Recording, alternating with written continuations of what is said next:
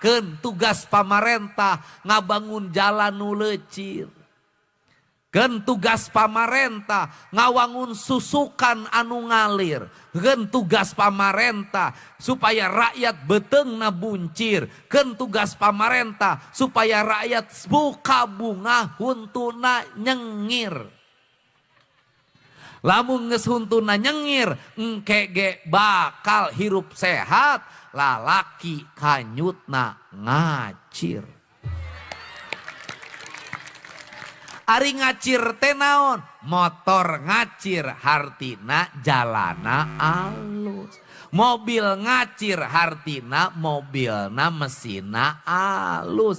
Jelema ngacir berarti teu boga panyakit gula, teu boga panyakit kencing batu, ngacir.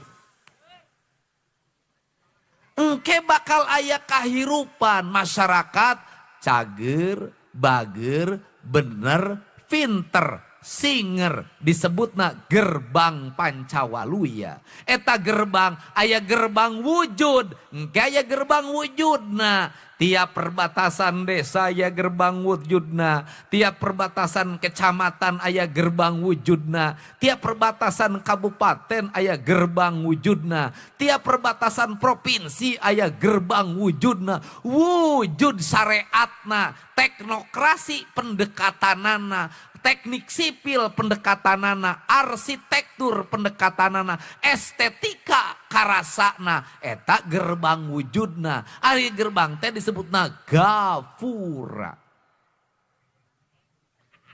Ai gapura teh cek bahaca kiai mah Ghafurur Rahim. Itu.